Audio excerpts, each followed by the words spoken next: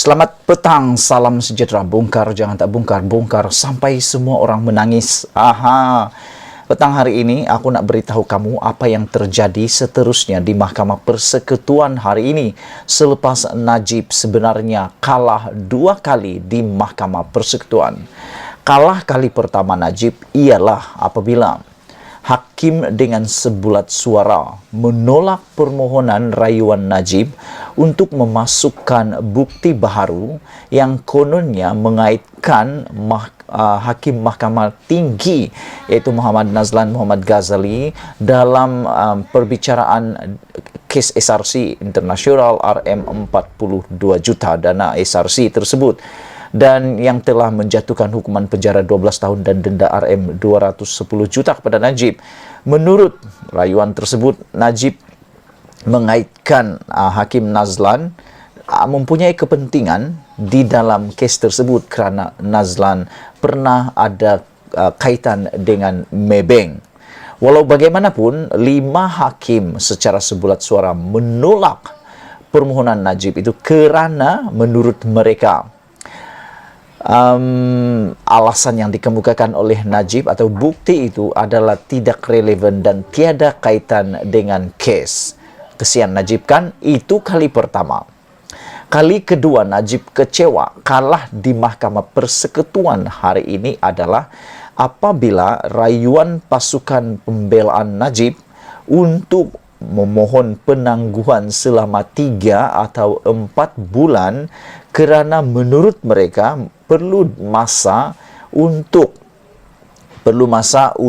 meneliti beribu-ribu muka surat, beratus jilid untuk meneliti setiap satu daripada kenyataan saksi yang melebihi 60 orang itu, juga keterangan-keterangan bertulis dan lisan yang ada. Nah, mereka mohon supaya penangguhan dibuat selama 3 ke 4 bulan. Tetapi yang mengecewakan adalah Mahkamah Persekutuan sebulat suara sekali lagi, 5 hakim Mahkamah Persekutuan sebulat suara tanpa ada seorang pun yang membantah atau tidak bersetuju menolak permohonan pasukan pembelaan Najib untuk menangguhkan 3 atau 4 bulan. Dan yang aku tertarik dengan alasan Ketua Hakim Negara iaitu Tengku Maimun, beliau mengatakan, yang Arif Hakim, Ketua Hakim Negara menyatakan bahawa sudah diketahui tarik perbicaraan itu lebih awal. Lama dahulu sudah diketahui kes itu akan dibicarakan pada hari ini dan cukup masa untuk mereka bersedia. Menurut yang Arif, Ketua Hakim Negara, sepatutnya semua pihak telah pun maklum dan sepatutnya telah bersedia dengan lebih awal. Dan aku setuju dengan apa yang dikatakannya oleh yang Arif, Hakim Mahkamah Ketua Hakim Negara, yang mengatakan begitu. Sudah lama mereka diberitahu dan sudah lama mereka tahu tarik perbicaraan ini dan mereka patut maklum dan telah bersedia dengan lebih awal. Bukan saja pihak pembelaan tetapi juga pihak pendakwaan. Jadi tidak relevan kalau ada penangguhan lagi. Tapi alasannya senang saja. Itu sebabnya Najib menukar pasukan pembelaannya di saat-saat akhir dengan memberhentikan pasukan pembelaan lamanya yaitu pasukan Safi Abdullah dan telah menukar kepada pasukan Zaid Ibrahim. Teknik ini menurut netizen adalah sebenarnya, dan ada beberapa orang penganalisis politik juga mengatakan bahawa teknik itu dikesan oleh netizen, diketahui oleh pemerhati politik sebagai salah satu teknik terakhir Najib, langkah terakhir Najib untuk mencuri masa, menangguh atau memanjangkan waktu perbicaraan lagi. Kerana dengan menukar pasukan peguam ini, beliau, yaitu Najib, akan ada alasan untuk meminta dipanjangkan lagi tempo perbicaraan tersebut. Tetapi malangnya, apa yang disangka Najib berjaya akhirnya gagal. Dan akhirnya Mahkamah Persekutuan menolak dan tekniknya gagal. Dan ada pemerhati politik hari ini mengatakan bahwa teknik itu sebenarnya telah menjerat Najib sendiri, membunuh Najib sendiri, membawa kepada kerugian kepada Najib sendiri. Kerana selepas penolakan daripada Mahkamah Persekutuan ini kepada permohonan Najib untuk menangguhkan, memanjangkan waktu perbicaraan ini atau masa perbicaraan ini kepada 3 atau 4 bulan lagi, bermaksud Najib sudah mempunyai masa yang sangat-sangat kritikal.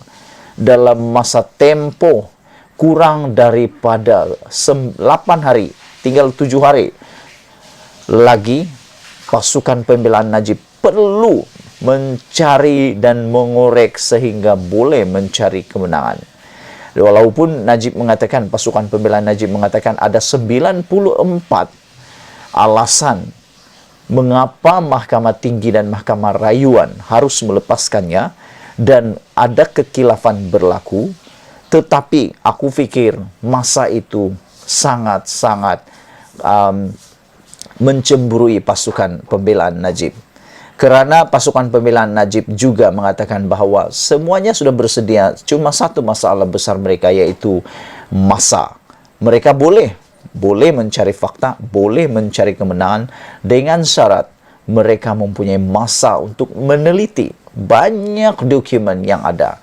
Sehingga hari ini ketika saya melihat di dalam laman YouTube FMT, saya melihat satu komen daripada Katri Abdullah, seorang peguam kanan yang juga seorang yang aktif dalam bidang kepeguaman. Beliau mengatakan bahawa memang masalah besar pasukan Najib ini adalah masa, yaitu betapa singkatnya untuk mereka bersedia lagi. Sudahlah 10 hari perbicaraan sebelum ini telah dikurangkan kepada 9 hari. Najib pula menukar lagi pasukan peguamnya. Pasukan peguamnya sebelum ini, saya fikir kalau diteruskan oleh Najib, pasti mempunyai kelebihan kerana mereka sudah tahu selok-belok perbicaraan ini. Tetapi dengan menggantikan pasukan pembelaan baru, pasukan pembelaan baru itu adalah seperti orang baru yang baru masuk pertandingan, tak tahu apa-apa, baru nak belajar, nak kaji semula satu persatu. Silap hari bulan tersebut lain, tercakap lain, boleh menyebabkan itu akan menjadi puncak kekalahan pula kepada Najib. Jadi aku setuju kepada pemerhati politik bahawa Najib membuat langkah salah apabila memberhentikan pasukan peguamnya yang lama. Itu dulu untuk kali ini. Najib kalah 2 kali di Mahkamah Persekutuan hari ini. Siapa yang tak tahu, tolong share video ini supaya semua orang tahu Najib sedang dalam masalah besar dan kritikal. Malaysia kita punya, kita jaga sama-sama cintai Malaysiaku. Kita jumpa lagi. Bye-bye.